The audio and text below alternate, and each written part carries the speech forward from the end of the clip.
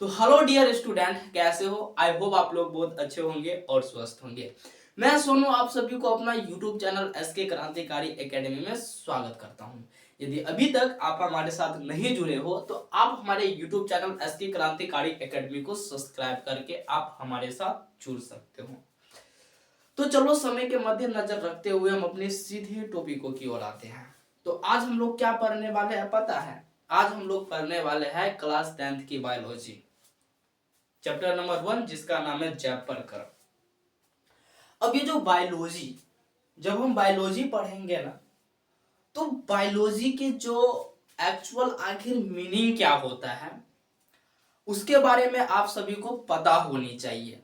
समझ रहे हो? आखिर बायोलॉजी क्या होता है, हम उसमें किस चीजों के बारे में अध्ययन करते हैं, इन सभी चीजों का ज्ञान आपको होना चाहिए। तो चलो देखो, ये जो चैप्टर है ना जैव प्रकरण, इसको हम स्टार्ट करने से पहले कुछ बेसिक जो बायोलॉजी है ना उनको स्टार्ट करते हैं और 5 मिनट में इसको हम खत्म करके फिर हम अपने सीधा चैप्टर की ओर आएंगे। अब ये जो बायोलॉजी है ना, जिसको हम लोग क्या कहते हैं, जीव विज्ञान कहते हैं। क्या कहते हैं? जीव जीव विज्ञान कहते हैं। क्या कहते हैं? जीव विज्ञान कहते हैं। अब ये जो जीव विज्ञान को पता है अंग्रेजी में क्या कहते हैं? अंग्रेजी में कहते हैं बायो प्लस LOGY बराबर में क्या होता है? बायो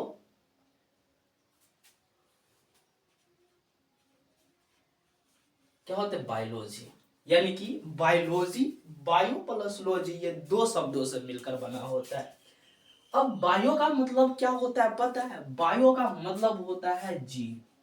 क्या होता है? बायो का मतलब हो जाता है जीव।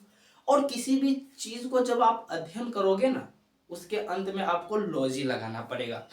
जैसे कि हम लोग बायोलॉजी में किसके बारे में अध्ययन करते हैं? जीव के बारे में अध्ययन करते हैं। समझ रहे हो? बायो मतलब जीव होता है और लॉजी मतलब क्या होता है? लॉजी मतलब आपका अध्ययन हो जाता है। क्या होता है? अध्ययन हो जाता है। कहने का मतलब हो गया, ये जो जीव का अध्ययन है ना, क्या होता है? जीव का अध्ययन क्या कहलाता है? बायोलॉजी कहलाता है। यानी कि बायोलॉजी जो है ना वो जीव विज्ञान की यानी कि जो बायोलॉजी है ना वो विज्ञान की वह शाखा है जिसमें ना हम लोग जीवों के बारे में अध्ययन करते हैं। समझ रहे हो? तो लिखो आप लोग, चलो लिखते हैं।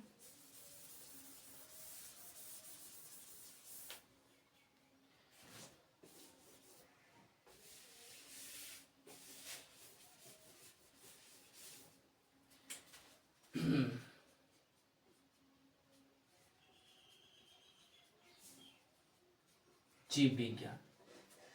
तो विज्ञान की वह शाखा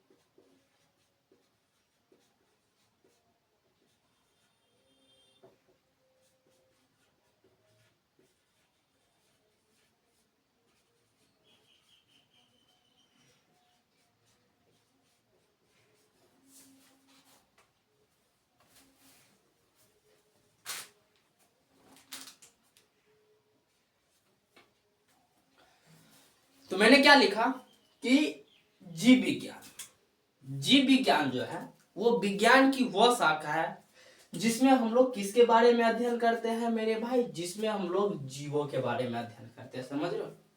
अब ये जो जीव विज्ञान है ना, इनको दो भागों में बांटा गया है। यानी कि जो बायोलॉजी है, बायोलॉजी को कितने भागों में बांटा गया है? बायोलॉजी को दो भागों में बांटा गया है। एक आपका हो जाता है पता है, बोटैनी। और एक हो जाता है का जूलॉजी। बॉटनी मतलब क्या होता है, वनस्पति विज्ञान हो जाता है, समझ रहे हो। और जूलॉजी मतलब क्या हो जाता है, जंतु विज्ञान हो जाता है।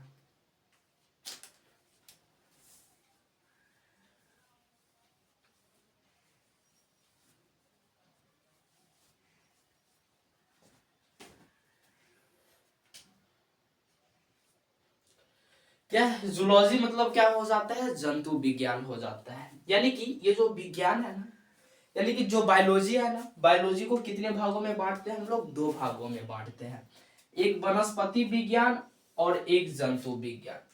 अगर हम बात करेंगे आखिर वनस्पति विज्ञान का पिता किसे कहा जाता है, तो वनस्पति विज्ञान के पिता जो है वो थियोफ्रेटस को कहा जाता है। किसे कहा जाता है, थियोफ्रेटस। क्या इनके पिता किसे कहा जाता है, इसके पिता जो होता है वो थियोफ्रेटस को कहा जाता है। और इनके जो होता है, यानी कि पिता किसे कहा जाता है, फादर। क्या होते हैं पिता, इनके पिता जो होता है वो किसे कहा जाता है मेरे भाई, अरस्तु को कहा जाता है,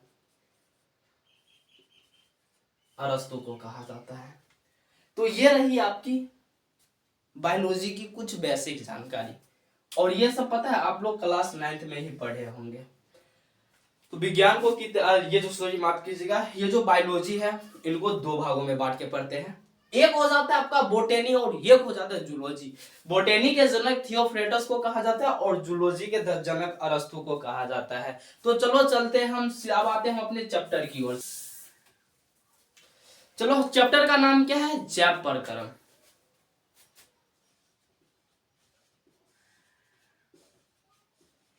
जैव प्रकरण। अब ये जो चैप्टर है जैव प्रकरण, अब आपको यह बातें दिमाग में जरूर आई होगी कि सर जैव प्रकरण क्या है।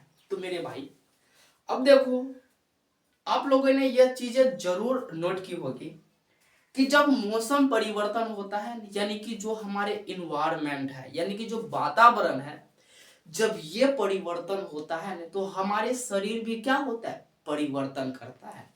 यानी कि जब वातावरण परिवर्तन होगा, हमारे शरीर परिवर्तन करेगा, तो पता है हमें जैसे कि बुखार लगेगा और जुकाम हो जाता है, मतलब कि कई प्रकार की हमारे शरीर में चेंजिंग देखने को मिलता है, समझ रहे हो।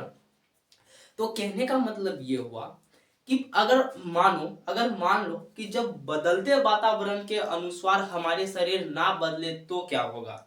बदलते वातावरण के अनुसार देखो, हमारे शरीर ही नहीं, अगर वातावरण बदलता है ना, तो इस जो है ना आपके वातावरण में जितने भी जीव हैं, सभी जीव पता है अपने आप को वातावरण के क्या होता है, अपने आप को जो है ना वो वातावरण के अनुसार ढाल लेता है। अगर अगर मान लो ना, अगर अभी ये मान लो ये एक क्या होता है, क्षेत्र है, क्या है मेरे भाई, यह एक क्षेत्र है।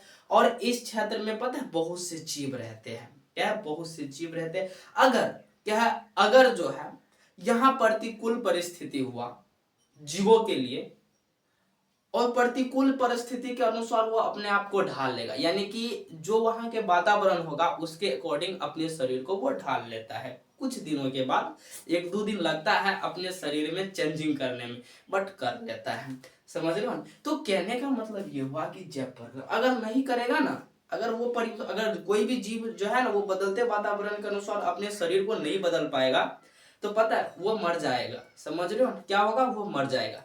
कहने का मतलब ये हुआ कि जब प्रकरण के परिभाषा यहाँ से निकल के आता है कि किसी भी जीव को, क्या है, किसी भी जीव को जीवित रहने के लिए उनके शरीर में जो परिवर्तन होता है ना, उन्हीं परिवर्तन को हम लोग क्या कहते हैं, जैव प्रकरण कहते हैं।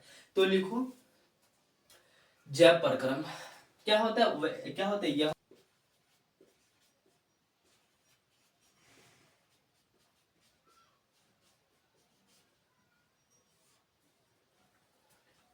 क्या लिखा, सजीवों में होने वाली वे सभी प्रक्रम, क्या है, सजीवों में होने वाली वे सभी प्रक्रम जिनसे उनका क्या होता है मेरे भाई, अनुरक्षण मतलब का रक्षा होता है, उसी को हम लोग जैव प्रक्रम कहते हैं। कोई दिक्कत है यहाँ तक? आई होप यहाँ तक कोई दिक्कत नहीं हुआ होगा आप सभी को। चलो अब इसके बाद हम बात करते हैं किसके बारे में, पोषण के बारे में। अब देखो पोषण क्या है, आखिर पोषण हम कहते हैं किसको। चलो सेकंड वन हेडिंग डालो पोषण। अब हम बात करेंगे पोषण के बारे में। अब देखो मेरे भाई पोषण क्या है। अब देखो जिस प्रकार से एक गाड़ी को चलने के लिए किसकी आवश्यकता होता है, ईंधन। समझ रहे हो, अगर ईंधन नहीं रहेगा तो क्या गाड़ी चल पाएगा, नहीं चल पाएगा। समझ रहे हो, अगर हम आपको पढ़ा रहे हैं, आप पढ़ रहे हो, आप लिख रहे हो, कोई व्यक्ति चल रहा होगा, कोई व्यक्ति टहल रहा होगा, क्यों मेरे भाई, आखिर क्यों? जब देखो मैंने क्या बोला, ध्यान से सुनो, कि जिस प्रकार से एक गाड़ी को चलने के लिए उन्हें ईंधन की आवश्यकता होता है, ठीक उसी प्रकार से किसी मानव को या फिर किसी भी सजीव हो, दुनिया में कोई सा भी सजीव हो, उनको ना काम करने के लिए, वर्क करने के लिए ना उन्हें ऊर्जा की आवश्यकता होता है। क्या होता है, जो आपके गाड़ी थे उनमें ईंधन की जरूरत होती है, और जो जितने भी सजीव है ना उनमें ऊर्जा की आवश्यकता होता है। तो अब आप कहोगे कि सर आखिर हम पोषण पढ़ रहे थे, इनमें ऊर्जा आप घुसा दिए बीच में, क्या है? ऊर्जा का संबंध आखिर पोषण से क्या है? क्या है ऊर्जा का संबंध आखिर पोषण से क्या है? तो अब देखो हमें पोषण किसके बात करते हैं, हमें पोषण, हाँ पोषण, हमको पोषण किससे मिलता है, तो पोषक तत्व से मिलता है। समझ रहे हो, किससे मिलता है, पोषक तत्व। अब ये जो पोषक तत्व है, पोषक तत्व टूट कर ही क्या करता है, ऊर्जा का निर्माण करता है। पोषक तत्व क्या, पोषक तत्व टूट कर क्या करता है मेरे भाई, ऊर्जा का निर्माण करता है। तो इस प्रकार से पोषण से ही संबंधित है ऊर्जा, इसीलिए हम बीच में आपको ऊर्जा के बाद ऊर्जा को घुसा दिया है। समझ लो, नहीं तो हम काहे ऊर्जा को घुसाते हैं। तो चलो अब देखो पोषण किसे कहते हैं। पोषण वो प्रक्रम है जिसमें जीव जो है वो पोषक तत्वों के ग्रहण करके उनका प्रयोग करते हैं। समझ रहे हो, तो लिखो पोषण वह प्रक्रम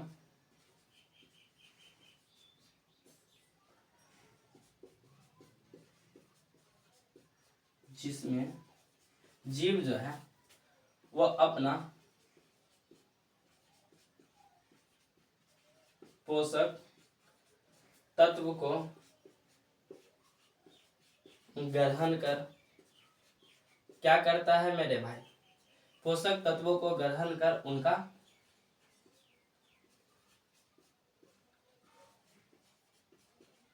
उनका प्रयोग करता है, उनका प्रयोग करता है, क्या कहलाता है,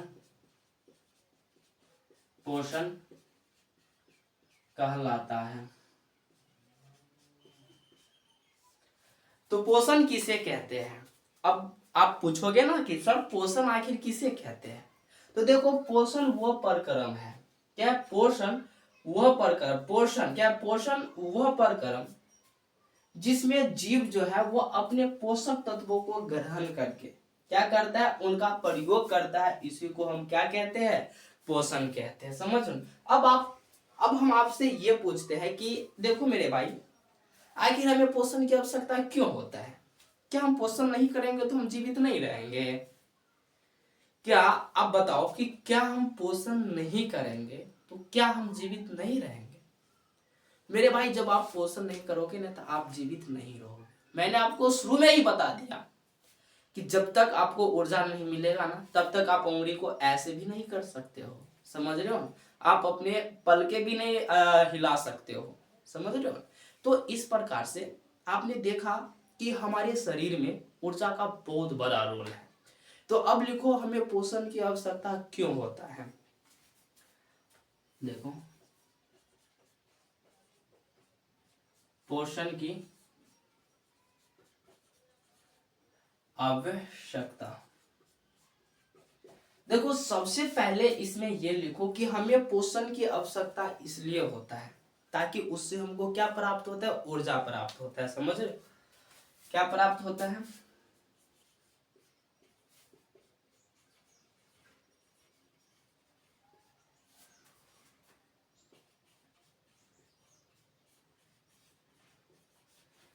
क्या होता है, पोषण की आवश्यकता क्यों होता है। तो इसमें सबसे पहला लिखो कि जो, अब आप कहोगे ना कि सर आखिर ये टूट फूट क्या है।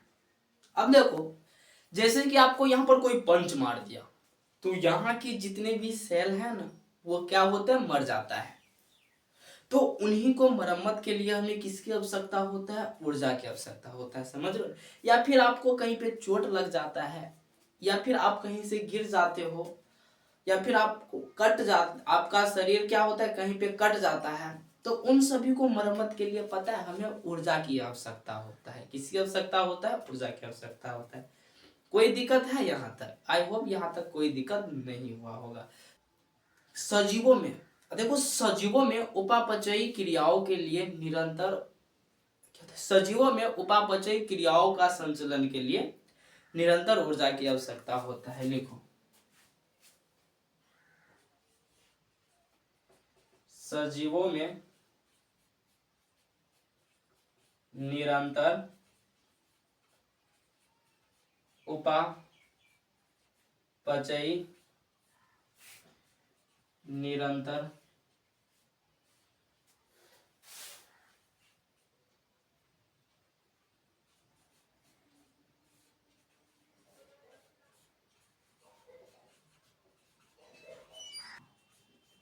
तो आपने क्या देखा, दूसरा कार्य क्या है कि सजीवों में उपापचयी क्रियाओं के लिए पता है क्या होता है, निरंतर ऊर्जा की आवश्यकता होता है।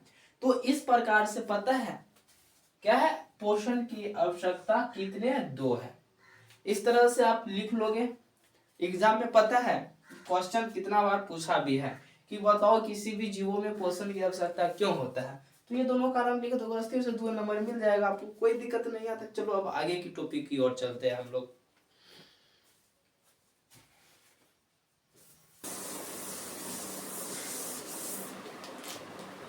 हाँ, तो इस प्रकार से आप लोगों ने पोषण की आवश्यकता के बारे में पढ़ लियो। अब हम पढ़ेंगे आखिर पोषण कितने प्रकार के होते हैं, किसी भी जीव में पोषण कितने प्रकार के हो सकते हैं उसके बारे में आज हम देखते हैं। चलो अब देखो पोषण, लिखो यहाँ पर पोषण। अब ये जो पोषण है ना, पोषण मेरे भाई 3 प्रकार के होते हैं। पोषण कितने प्रकार के होते हैं, 3 प्रकार के पोषण होता है। चलो देखते हैं पहला नंबर में कौन सा हो जाता है, मृत जीवी।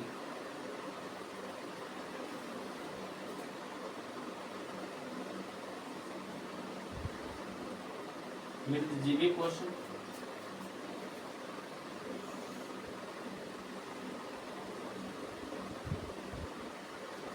परजीवी पोषण,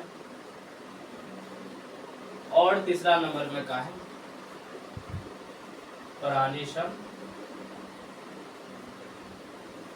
भोजी पोषण। तो पोषण कितने प्रकार के होते हैं मेरे भाई, पोषण 3 प्रकार के होते हैं, कोई दिक्कत नहीं है यहाँ तक। अब देखो एक हो जाता है मृतजीवी पोषण, दूसरा नंबर में हो जाता है परजीवी पोषण, और तीसरा नंबर में हो जाता है आपका प्राणी समभोजी पोषण। अब हम आपसे ये पूछे कि बताओ मृतजीवी पोषण किसे कहते हैं। तो अब देखो आप लोगों ने ऐसा जरूर देखे होंगे अपने गांव घोर, या फिर आप कहीं से भी बिलोंग करते हो, अगर आप गांव घोर के होंगे तो आप इस चीज को बहुत अच्छे तरह से समझ जाओगे।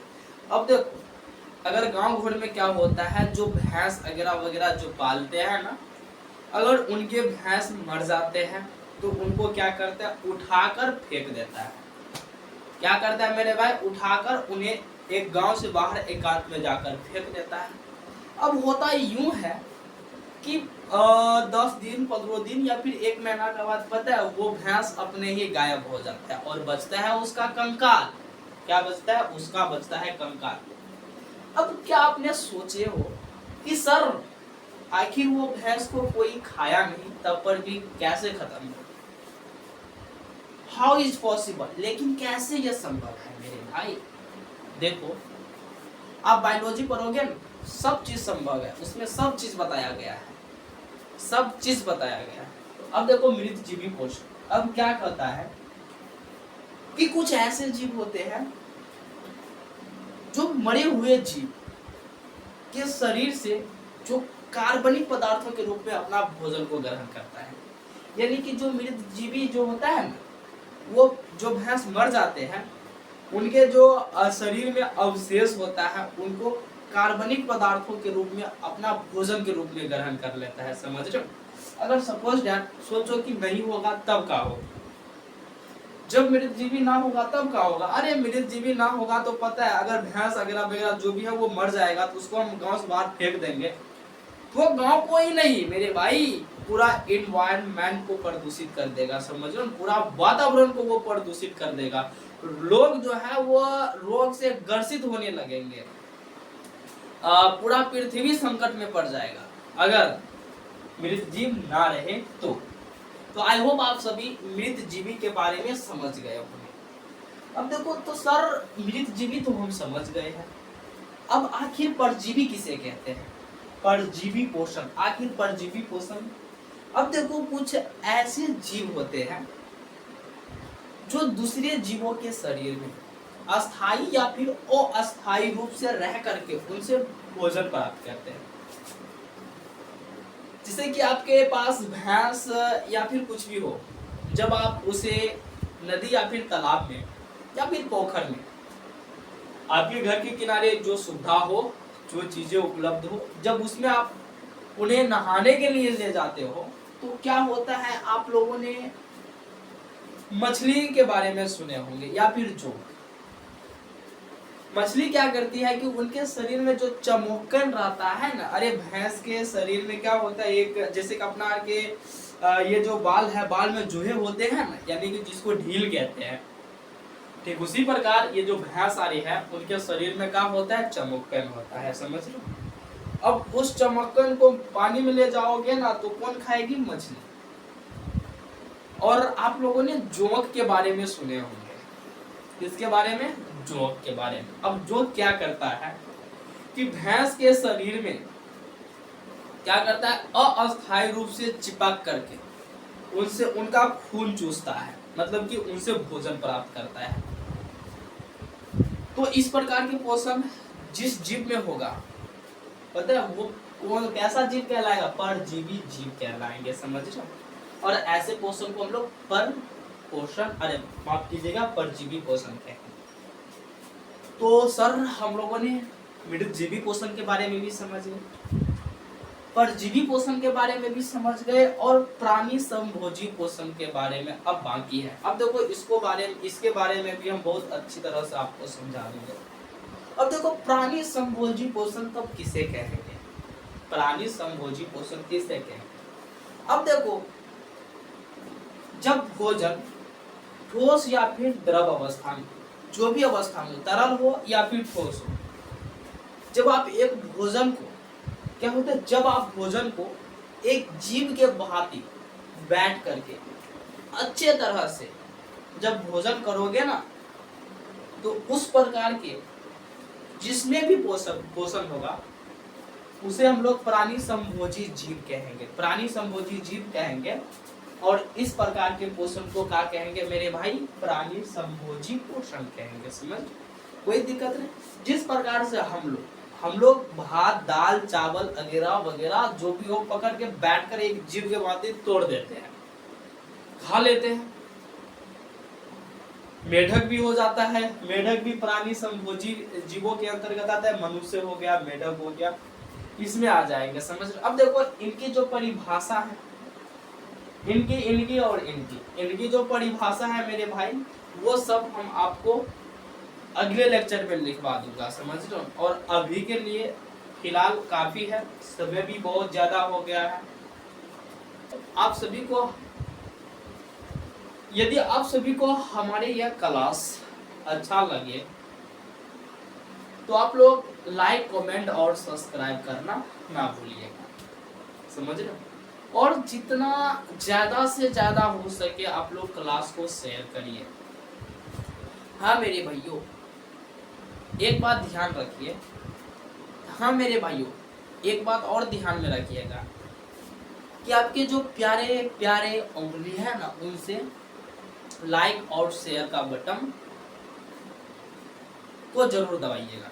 समझ रहे हो? तो यदि अभी तक आप हमारे साथ नहीं जुड़े हो तो आप हमारे YouTube चैनल SK क्रांतिकारी एकेडमी को सब्सक्राइब करके आप हमारे साथ जुड़ सकते हो। समझ रहे हो? जो भी स्टूडेंट हो जो बोर्ड एग्जाम की तैयारी कर रहे हैं, चाहे वो 9th का स्टूडेंट हो चाहे वो 10th का स्टूडेंट हो, इस चैनल पर तुम्हें फ्री में पढ़ाया जाएगा, किसी भी प्रकार का कोई चार्ज नहीं लिया जाएगा। अगर हाँ आप लोग इसका नोट लेना चाहते हो